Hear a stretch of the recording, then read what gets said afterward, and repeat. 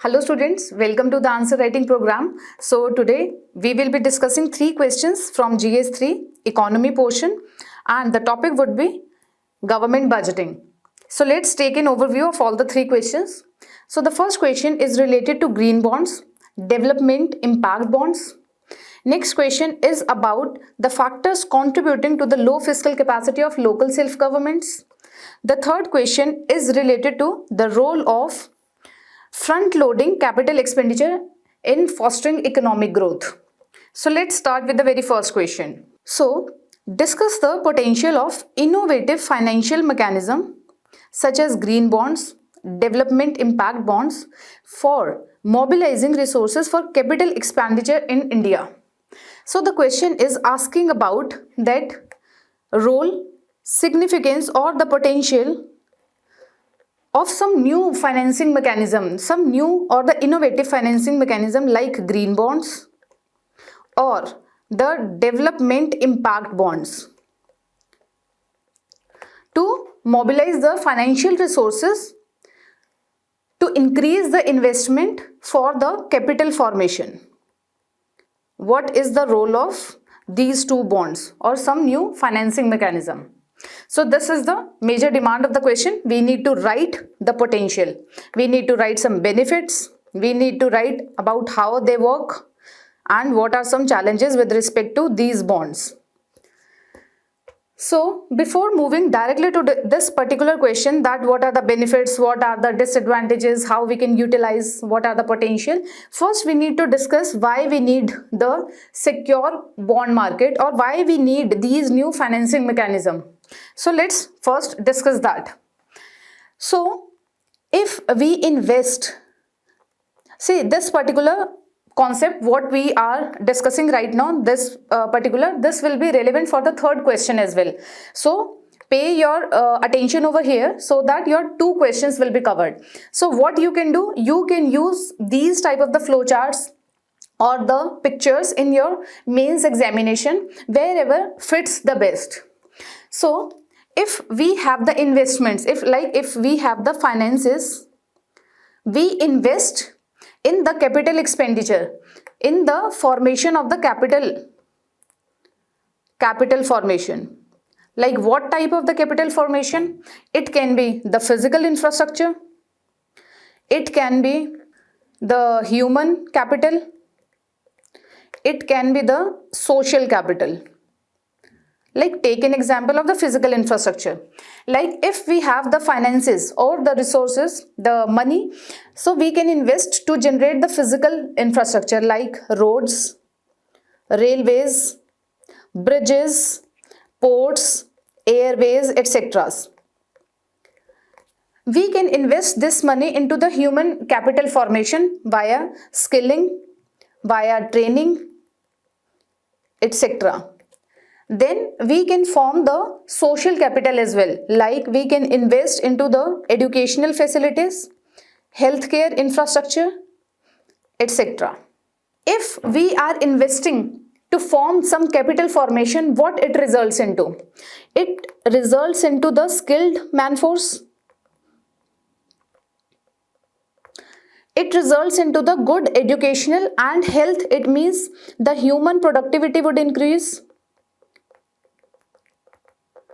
Along with skills, it increases the productivity of that particular sector also where they are being employed. First thing. Second thing is about this roads and railways. When government or any private sector also, if they build all these things, what it results into? When the roads are being built, it like the demand is increased. How the demand is increased? Now let's take an example of how physical infrastructure, the investment in the physical infrastructure boosts the demand. Let's take a recent example of our Honorable Prime Minister visit to Lakshadweep Island. Let's suppose there are no infrastructural facilities over there. Now, Prime Minister visit to Lakshadweep Island has prompted people to visit over there. It means people wants to go there, like it means the demand to visit that particular place is increasing. But now the people will be visiting over there, but no infrastructure is there. So what private sector will do, or what in this case government sector can do also, they can build new hotels, new restaurants, new homestays, so that people stay over there, new tourism facilities, new food facilities, new coastal areas development of that particular island. So what it is increasing, when anything happen, like any capital expenditure into particular sector is there, it increases the demand, and when the demand of the people is increasing, it means the private sector also comes in to fulfill that particular demand. Now the people wants to visit Lakshadweep Island, so private sector will see that okay, there are no hotels over there, there are no restaurants, so what we can do, we can invest over that particular area, so that the benefits we can reap in. The private sector will also earn from that investment in the Lakshadweep Island. So when anything happens related to the capital expenditure, demand increases from the people, and also along with that particular demand, to fulfill that demand, private sector comes in to fulfill that demand. Let's take an example of, like, government is establishing food processing industry in some rural area. Now when the food processing industry is over there, one food processing industry, and government is building all weather road connecting to the state district, connecting to the state or the district's headquarters. Now FPIs is there, all weather roads is also there, so people will be visiting that place, people will also start demanding the products from that particular FPI. When one FPI is there, private sector will also think ki, okay, if the government is putting into infrastructure, then demand will be rising, then I will also invest in this particular area, so that the profits would be there for private sector. So when any capital expenditure, any new happenings is there, it increases the demand, it increases the private sector involvement. So what we say is crowd in effect of private sector. First thing. Second thing, how it directly increases the demand amongst the public, and related to increasing employment opportunities in that particular area.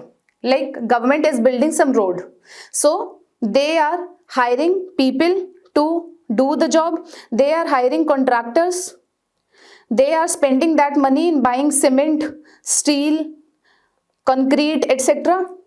So again, the people involving in this particular area directly will generate the employment facilities. So any investment in capital formation or the capital generation will directly leads to the increased demand, increase to the employment opportunities, increase to the private sector participation, increased human productivity, increased productivity of that particular sector. When the productivity of the sector is there, and when we are spending too much into the generation of physical assets also, like we are putting our investment into the machinery, new equipments, new technologies, new technological advancements, it means it increases the efficiency of the system, it increases the productivity of that particular domain. So along with all these things, what we are getting, the final thing is getting the increased output at the cheaper rate. So then we are getting at the cheaper rate, the productivity is increased. Now when the cheaper rates are there, it increases the competitiveness in the global market.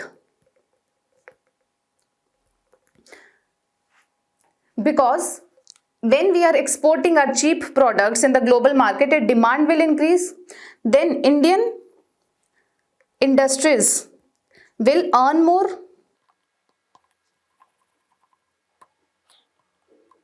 So increased effectivity or efficiency or increased productivity results into increased output or at cheaper cost. It means competition is increased. It means export quantities will also increase. It means the people who are involving in this particular sector or in overall backward linkages also, the income levels are increased. And when the income levels are increased, it means they are saving more also. Okay. So whatever they are saving, they are putting into investments again. They are saving their money into the banks. So again, more investment, more capital formation, whole this capital and savings, increasing employment opportunity, increasing exports, increasing productivity. So this virtuous cycle goes on. So this stimulates economic growth. Now this is the virtuous cycle. So you must understand this, that how increase in the expenditure in the capital formation leads to the virtuous cycle towards the economic development. Now let's see one more concept that is related to this particular only, that how investment leads to increased savings, then again leads to more investment, again capital formation, whatever we have discussed right now. Now this savings is of the household saving.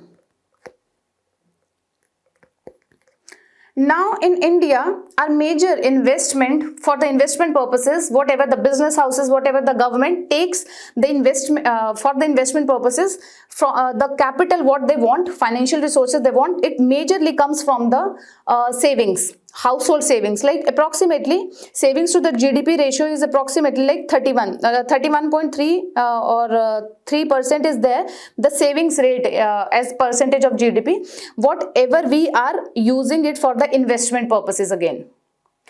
So now see one more thing, that is when the government wants to increase their investment and they are borrowing it from the banks. Now let's take an example of a bank. A bank has 100 rupees to lend. Now if the government is taking 80 rupees for the capital generation for this particular investment, bank will left only with 20 rupees. Now this only 20 rupees is there for the private sector investment. It means when the government is more dependent on the banking borrowings from the bank, then it crowds out the private sector. Means there is less money or the less financial resources available for the private sector to expand their businesses, to do more innovation, to put more and more investment into their businesses so as to expand their productivity, so as to expand their reach, so as to increase the employment opportunities. When the government is dependent on the borrowings from the banks, it crowds out the private sector.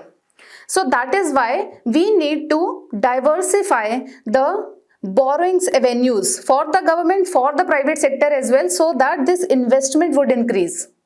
Now what are the various other methods? We know that what are the borrowing prospects. For government, it can take the sovereign debt. Private sector do the external commercial borrowing.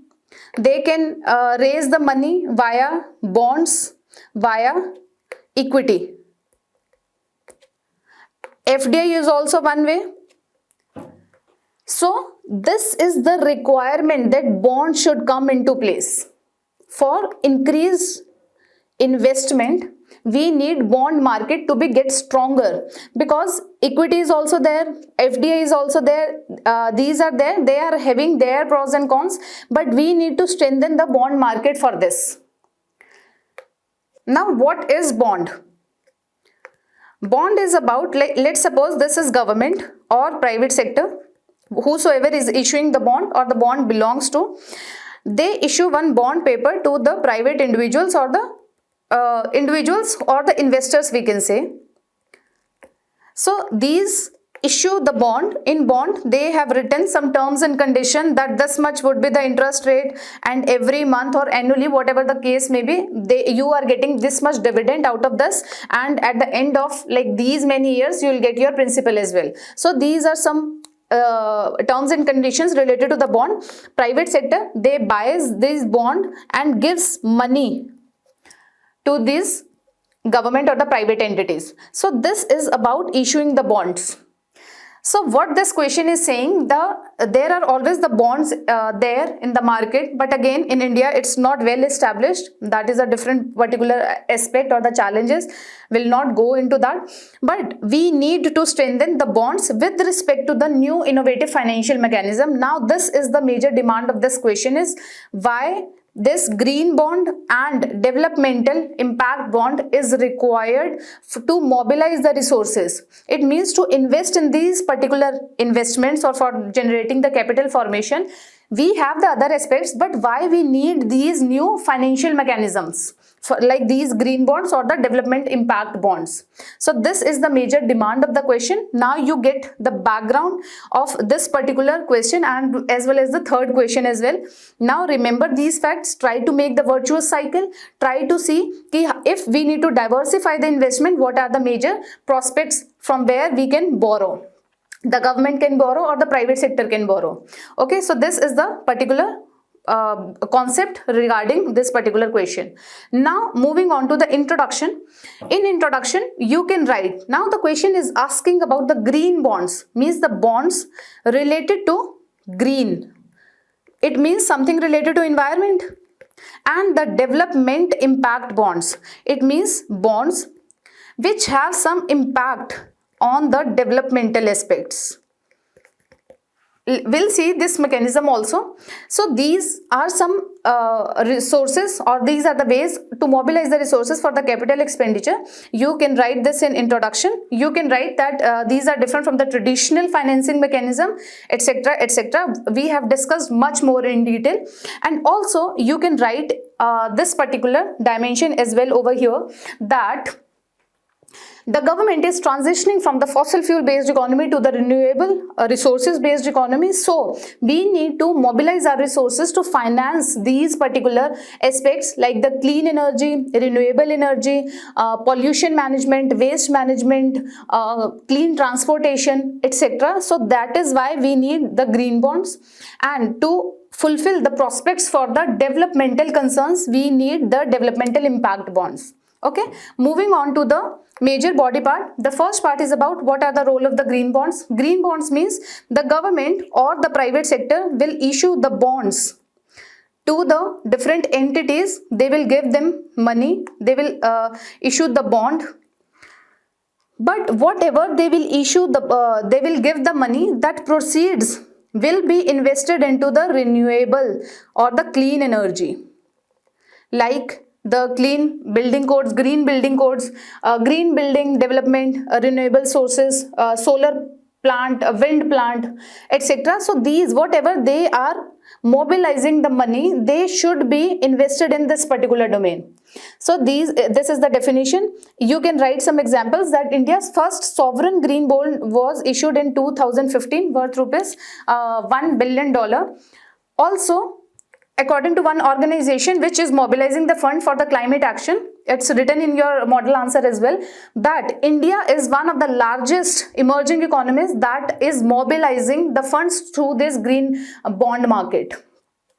Then benefits is, so it results into the mobilization of the private sector investment for the green projects. Yes. Then it attracts the impact investors. Now what are impact investors? So whosoever these investors, they want their money to be mobilized for the environmental projects. They want some positive impact in the society. Along with that, they need or they require financial gains also. So these are impact investors. So these type of bond attract impact investors. Now it reduces the borrowing cost. Now, as we know, now this is the time you need to connect your all the GS topics also. Like in COP28, India has increased its standards or the measurement to take part into the climate action. Also we know about the Panchamrit targets, we know about the INDCs. Now India is very well established as a emerging market that is taking some measures against this climate change. And India is one of the top leader also with respect to the solar energy. India has initiated like one grid, one world, one sun, etc. And India is coming up as a leader in this renewable energy. So whatever the investors are there, they know that the India is an emerging market and they are doing so much in this clean energy development. So if we will put our money into this particular sector, we will gain maximum benefits. So they are demanding these type of bonds.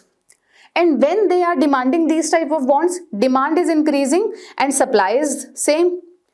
Now what we can do, Indian government can put their conditions. Okay, I'll issue bond at rupees, like at any cost, at interest rate of 7% only, at percentage of 6% only. Now the investors will buy those bonds because they know that the future is very bright in India with respect to renewable sources of energy. So now it's our positioning that India can dictate the terms and the condition for these bonds. So it reduces the borrowing cost because demand is high, supply is proper, or we can say stabilized. So now we can dictate the terms. So we can give these bonds at the less interest rate also. Now what are the challenges with respect to this? We need to be more standardized in our particular measurements, like quantification of the qualitative methods, whatever we are saying that these projects are the green projects.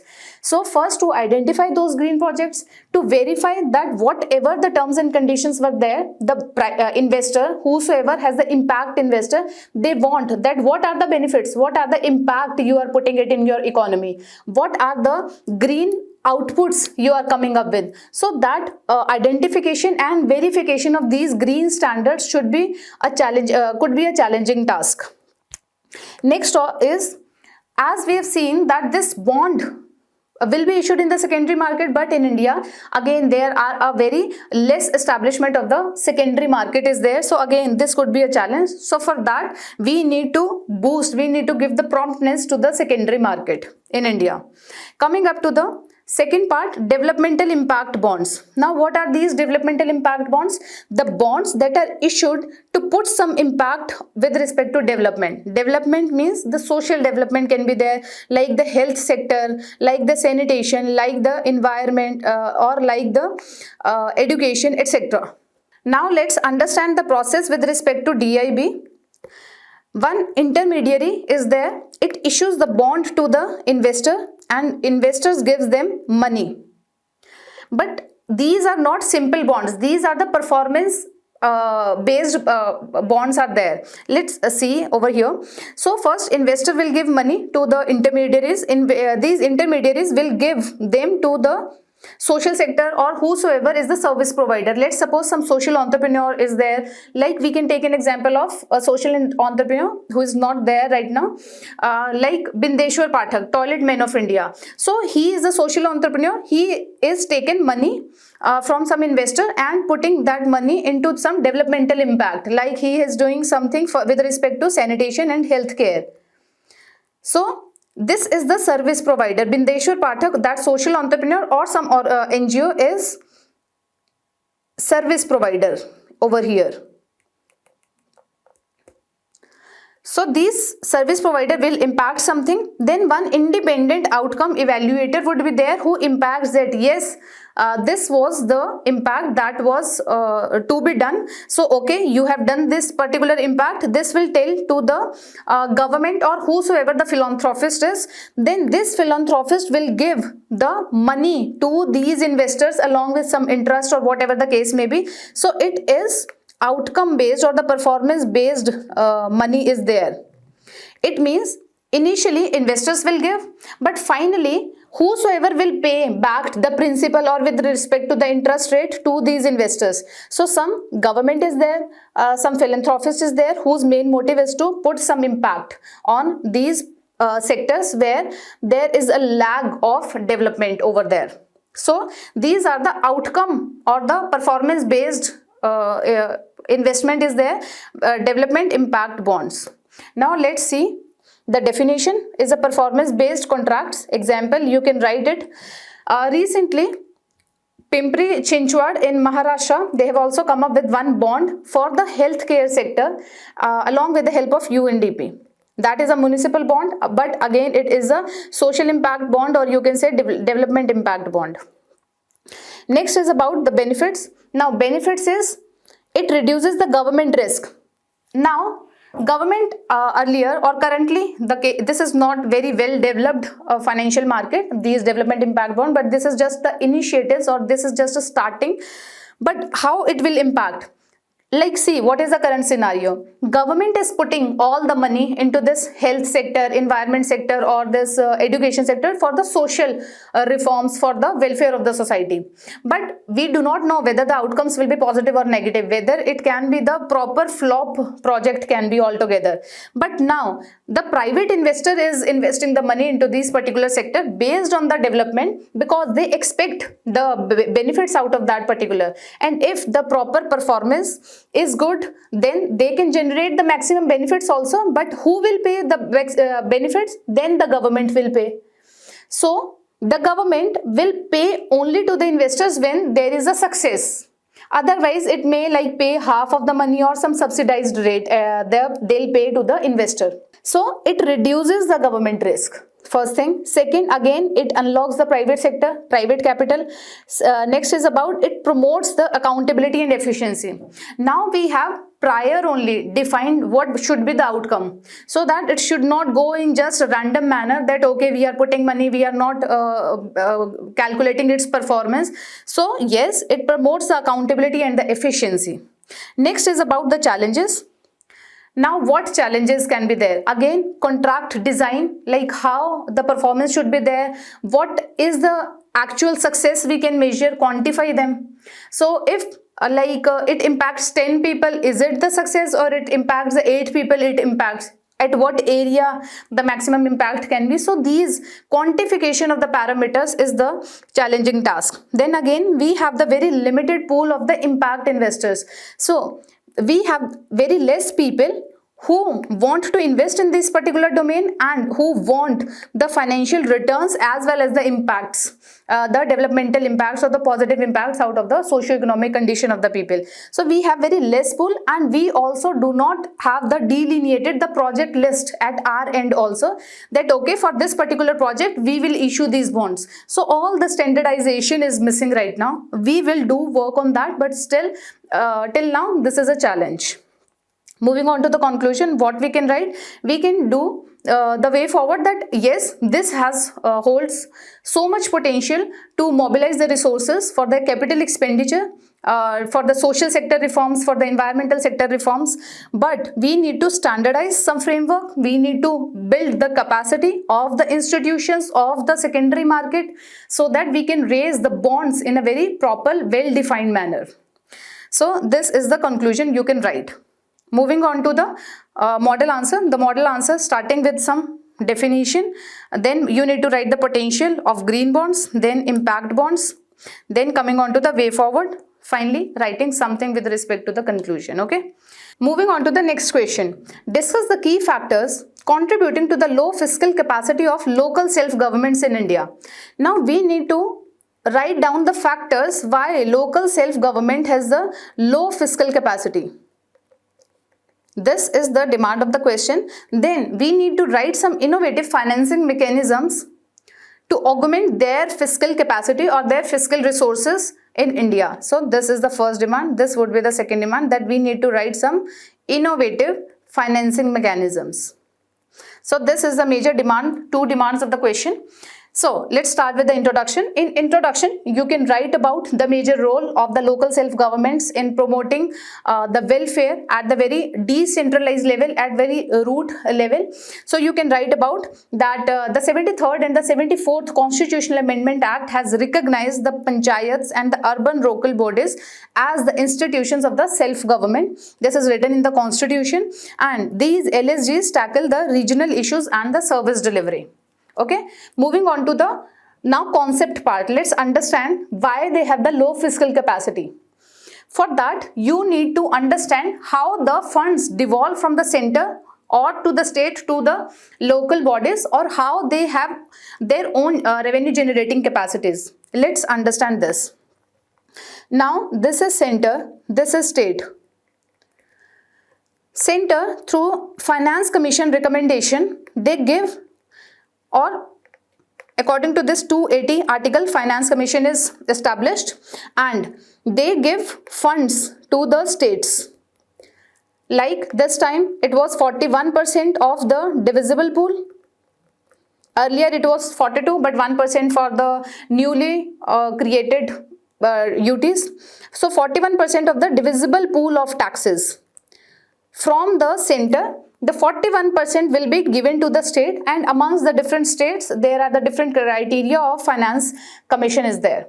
Now center has their own taxes capabilities, state has also their taxes, collections and the spending, and the constitution itself has divided the taxation power and spending power and their responsibilities between the union government and the state government.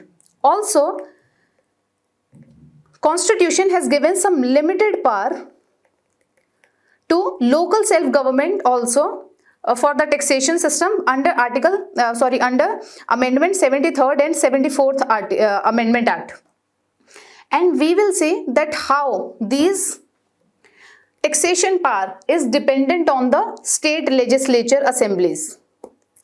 Now, in due to this 73rd and 74th Amendment, 243H and 243X in the Part 9 and Part 9A, they were created. And in this it is written that the state legislature assembly may, by the law, can authorize the panchayat or the municipality the power to levy the tax, to collect the tax, etc., etc. It means the constitution has delineated to give them the authority to collect the taxes, and this power is delineated to the state legislative assembly. It means now whatever the local self-government institutions will do for their tax collection, it depends on the state legislature assembly. Now, if the state legislatures want to give up their power and give their power to the local self-government, it's up to them. Now they play the game over here. They do not devolve their power to the local self-government institutions so that they can levy the taxes or collect the taxes and utilize it for their developmental purposes. This is the one major issue, that this powers to get the collections done or collected, this is dependent on the state legislature assembly, and they do not follow the proper implementation measures that we need to devolve the powers. First thing. Now, coming on to the back to this particular part, that taxes, they have the collection power, again the states have the collection power, and state also get funds from the central government from the Finance Commission under Article 280, and the 41% of the divisible pool is getting divided amongst the state. First thing. Now the second part is about government gives these states also some other funds through the grants, grant in aids, transfers, etc. Some other grants are also there, like central sector schemes are there, central sponsored schemes are there. Out of central sponsored schemes, there are core schemes, core of core schemes, etc., etc. And also under Article 275, there are 5 types of grants. You need to read it in the polity. 5 types of grant, and one grant is the local self-government grant, that central government can directly give money or the finances to the local self-government. In the previous year, approximately 4,36,361 crores were allocated for these local self-government institutions for the period of 5 years. So one way of giving the money or the financial resources to the local self-government directly from the center is this way. And we have already seen that the center delineates or gives the financial resources to the states via these multiple ways. Now, one major aspect you should see, that whatever the Finance Commission gives, through this Finance Commission recommendation, center gives to the state, these are not the tied funds, but these are the tied funds majorly. What is the meaning of the tied and non-tied funds? It means the center, whatever the money they are given, state government can use it anywhere, wherever they feel is best for their state economy development. But these are the tied funds. Like if center is giving 100 rupees, via this way it will say that okay, 80 rupees should be go in the health facilities generation only, like it should be 20 rupees or like another 100 rupees this will give, and 20 rupees should be given for the polio cure only, example. So these are the tied funds. Governments cannot use on their own wisdom these funds, and also these funds are also very, like approximately these are also somewhat tied, like 60% is tied. So then the states receives the money. Now they delineate to the local self-government institutions. Now as this money is transferred via this union finance or the central finance commission, and this should be done via state finance commission. But again there is a issue that this state finance commission is very inoperative, inefficient. First, the state do not establish state finance commissions regularly, whatever should be the mandate, and whatever they said that these are some recommendations, states do not abide by that. So again these are some issues at this particular case. Now you understood that how the money got transferred from one place to another. Okay, now moving on to the main part, that why there are the less fiscal capacity at the local self-government. Now we understood that approximately maximum money comes from the central government or the state government to the local self-government. So this devolution of money first is very less. Whatever their expenditures are, that are very very huge as compared to their revenue. So whatever they get from it, that is not sufficient for their expenditure. Very first thing. And also you can put some data that rural self-governments institutions, they have only approximately 5% their own revenues. Otherwise 95% are the devolved revenues. They only generate their revenues as a like approximately 5% of their total revenues, local self-governments, especially rural self-government institutions. So the first issue is that the whatever the devolution is, they are very less because the expenditure of the local self-government is high as compared to the revenues what they are getting. Second is whatever the devolution is, maximum is tied, so they cannot use for the appropriate whatever the issues are there in that particular rural area or the urban area. It means they are tied, they cannot use according to their demand, their wisdom. So this is the issue. And when they cannot use it for according to their demand, it means poor infrastructural capabilities would be there, poor roads, poor sewerage, etc. would be there, plus poor service delivery would be there. And when poor service delivery, poor infrastructural development, people would not have the trust in their local self-government. And when the people do not have the trust in their local self-government, lacks trust, and when they do not have the trust, they will not pay taxes to the local self-government. So again, when they have the when they have the low taxes, again this vicious cycle of low capital, low capital formation, low infrastructural qualities, low poor services, low people trust, again this vicious cycle moves on, this goes on, vicious cycle. So this is also the one issue with respect to this tied funds.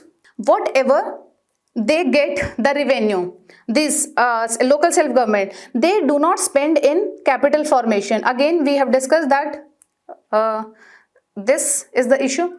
So they do not use this, whatever the revenue they get the financial resources, they do not use for the capital formation. Instead they use it for the salaries, administrative expenses.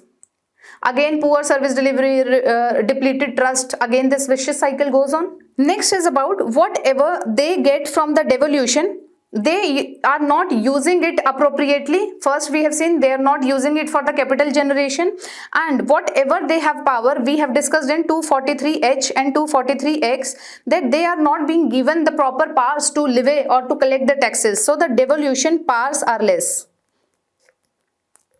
Like these are mostly limited to the entertainment tax, property tax, etc. They are not given the responsibility or the power to get collected the toll tax, etc., the major tax which they can use for the again to develop that particular area, that rural area or the urban area. So they have the very less devolution, the devolution powers are very less, the states have given very less powers to the local self government.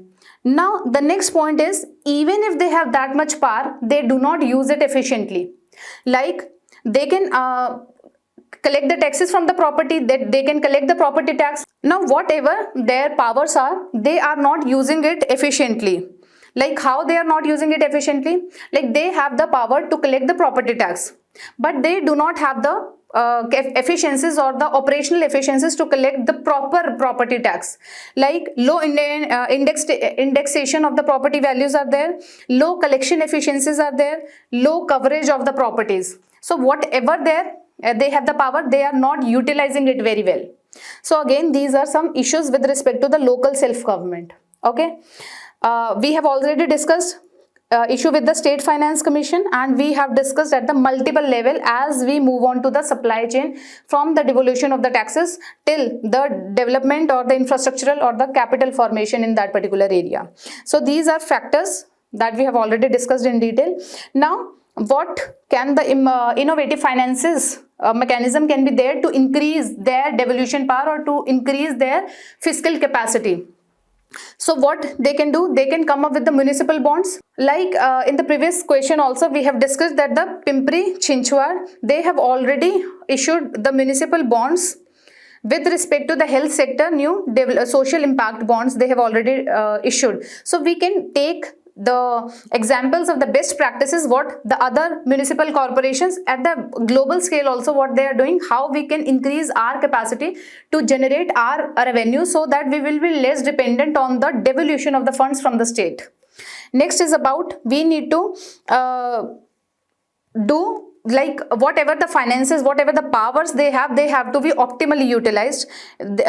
Also this local self-government institution, they need to monetize the vacant land. Then we need to boost for the public-private partnership. Then again alternative revenue streams. See, whatever they are getting from the taxes, we need to also boost some non-tax revenue basis also for them. So this was it for the imperatives for the innovative mechanism, finances mechanism. In conclusion, we can write the summary because almost we have discussed everything in the major question only, that strengthening the fiscal capacity of these local self-government institutions are very imperative so as to normalize the functioning at the local scale, at the decentralized or the ground level. And for empowering the local communities as well, you can give this aspect also. Then for that, we need to come up with some innovative tools out of whatever the traditional sources of the devolution are there. We need to come up with some innovative mechanism. We can take examples of the best practices around the world and we can implement them. We need to unlock the potential of the local self-government institutions now. Okay, so this way you can write the second answer. Moving on to the model answer, they have started something background related to local self-government, then key factors contributing to the low fiscal capacity of local self-government, then imperatives, and finally coming on to the conclusion. Okay, moving on to the next question. Discuss the role of front-loading capital expenditure. We need to write down the role in fostering economic growth. Now we need to get some concept that what is front loading capital expenditure. So we need to write the role of front loading capital expenditure in stimulating economic growth in India. Also we need to write some challenges associated with that. Now we need to understand what is front loading capital expenditure. Now this is a strategy where the investments in infrastructure, public services, developmental projects are strategized, are accelerated and prioritized. It means like typically at the beginning of the budget cycle only. It means allocating the larger proportion of the financial resources upfront, means at the initial stages only of the budget cycle, so as to stimulate the economic growth, so as to increase the productivity, so as to increase the employment opportunities, thus boosting the economic growth and the development of the country. So now in short what it is a rapid deployment of the investments to achieve immediate economic benefits. Like we are prioritizing our money, whatever we were thinking to spend it in the capital expenditure, we are just prioritizing. We are saying that okay, in the starting of the budget cycle only we are investing this particular amount to the capital expenditure. It's same as a capital expenditure only, but just they are prompting at the budget starting of the budget cycle only. Okay, so this is the front loading capital expenditure. Now we have seen everything in the first question itself, that is that how investments in the capital formation like physical, technological, human, social capital, it increases the demand, it increases the crowding effect of private sector, it increases the employment opportunities, thus increasing the product, this also increasing the, and also directly here with the new machinery, new equipments, new technological advancement, it increases the productivity, it increases the efficiency. With respect to human capital, skilled labor would be there, again increased productivity, increased efficiency. This will lead to increased competitiveness of our products, of our manufactured products. It means demand would be risen up in the global market as well. Then the income of Indians whosoever are involved in all these industries will be increased. Then their demand will increase, their savings will increase. So thus our investments would increase, and various other dimensions are there with respect to the other revenues or the other from where the government or the private sector can borrow for this particular investment. Now all these are the positives only to stimulate the economic growth. This is the just the concept that front loading, it means we are just prioritizing, we are accelerating the capital expenditure at the initial stages of the budget cycle only, but overall aspects are this much only. The overall benefits are whatever the benefits of the normal capital expenditure is the same. Okay, so we need to just write down that immediate, we want to see short-term gains also, and in the long term it will be there. Whenever the economy's recession is going on, like downturn is going on, infrastructural gaps are there, like to stimulate the economic growth, this is the strategy that we can adopt to prompt the or to stimulate the economic growth. Okay, so these are the benefits only, these are the role only, whatever we have already discussed in the very first question. So this is the concept. Let's start with the introduction, what we can write in the introduction. Now in introduction we can write that this Amrit Kal is going on. We need to be the developed country till 2047. Viksit Bharat we are aiming for. So for that, India, the government of India has come up with the 7 priorities. For these particular 25 years we need to follow. We say this as a Saptarishi. In that 7 priorities, what are all are written is that like we need to prompt investments, we need to boost the investment, infrastructure, we need to unleash the potential, we need to attain inclusive development, etc, etc. Financial market, we need to give a boost to that. So these are 7 priorities. Out of these 7 priorities, the most important is about, and one of the most important is about the investment and infrastructural development. And with this particular view to consider in point, we are putting more and more investment into these capital formation, into the infrastructural development, into the railways, roads, building, bridges, construction activities, in the human capital, into the technological advancements. For the renewable sources of energy, we are putting so huge capital expenditure on all these domains.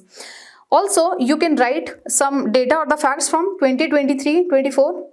Because this is the election year, so the interim budget is also only there, and they have also come up with 11.1% in 2024-25 interim budget only. They have also already come up with 11.1% for this particular whatever they have taken for the appropriation. they are putting 11.11% of the like boost of this particular amount from the previous cycle, and they are investing it into the capital expenditure. And you can also give some old data that in 2023-24 budget, like approximately 10 lakh crores were allocated for the capital expenditure. It is approximately 3.3% of the GDP. Okay, and this was approximately 3 times from 2019 budget, 2019-2020.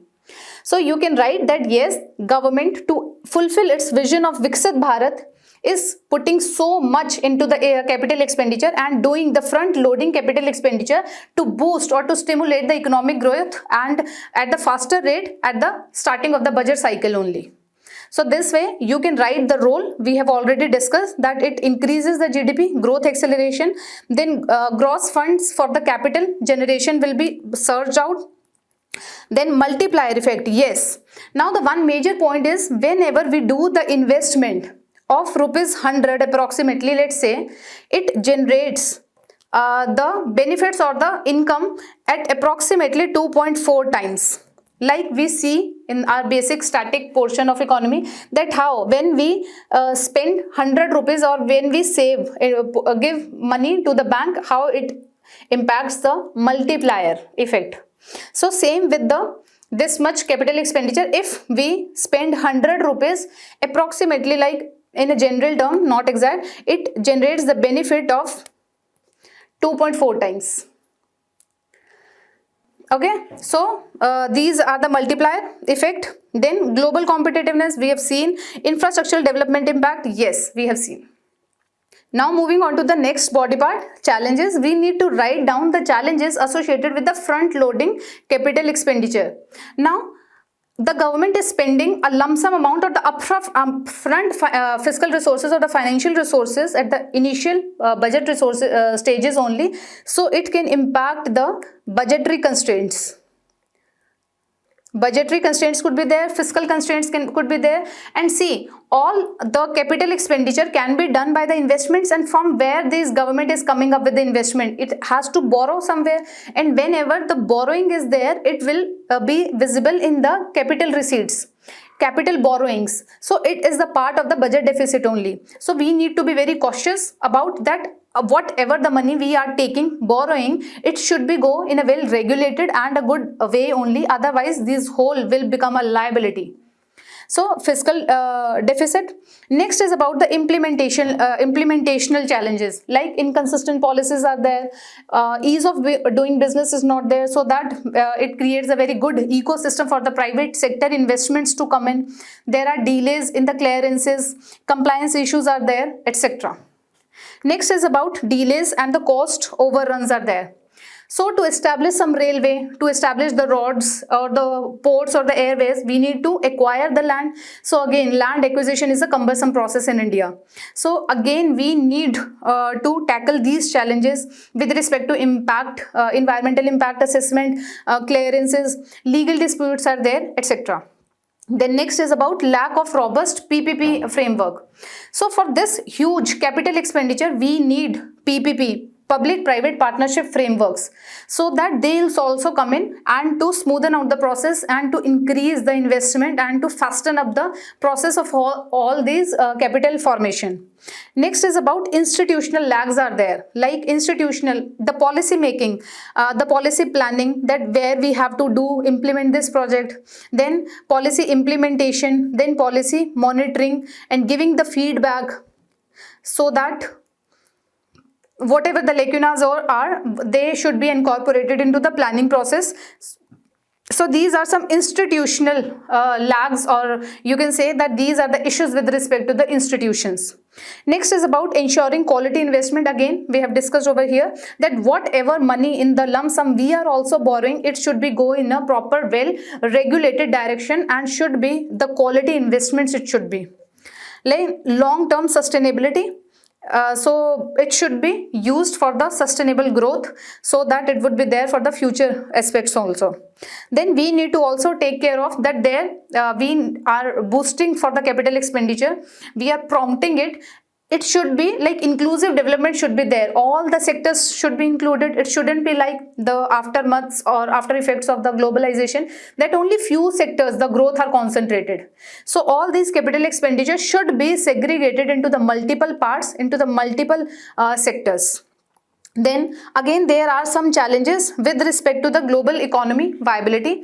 Like let's suppose if there are high inflation all through the globe, economic slowdown is there, Ukraine Russia war, crude oil prices are there. So again, there are some challenges with respect to raising money for these investment, and also for the capital expenditure to take place in India as well. Okay, coming on to the conclusion. So whatever the issues are, you can write some way forward that we need to streamline the land acquisition, we need to fasten up the clearances process.